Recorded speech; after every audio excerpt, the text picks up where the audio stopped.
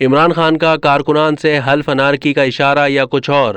पिशावर में इमरान खान का पार्टी अरकान से हल्फ लेने का अंदाज सोशल मीडिया पर मौजूए बहस बन गया।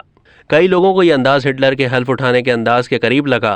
किसी ने इमरान खान के अंदाज को नियाजी सलूट तो किसी ने नाजी सलूट का नाम दिया। कुछ ने कहा कि 1933 में एडोल्फ हिटलर ने ऐसी ही हिकमत अमली अपनाई थी। फर्क इतना सा है कि जर्मन ज्यादा मुनज़्ज़िम थे। किसी ने कहा वो हिटलर ही था जिसने रात के वक्त हाथों में टॉर्च लिए अवामी इज्तिमात की रिवायत डाली। मुनीब फारूक का कहना है कि इमरान खान का किसी भी कुर्बानी के लिए कारकुनान से हल्फ अनारकी का इशारा है। इमरान खान के कौम पर तारी रोमांस को काउंटर करने के लिए एस्टेब्लिशमेंट के पास नवाज शरीफ का ऑप्शन बचा है, इसलिए एस्टेब्लिशमेंट नवाज शरीफ को वापस लाने की कोशिश करेगी। लीगी रहनुमा का कहना है कि फवाद जिस डंडे की बात कर रहे हैं उसकी वजह से उनकी आंखें बाहर आई हुई हैं।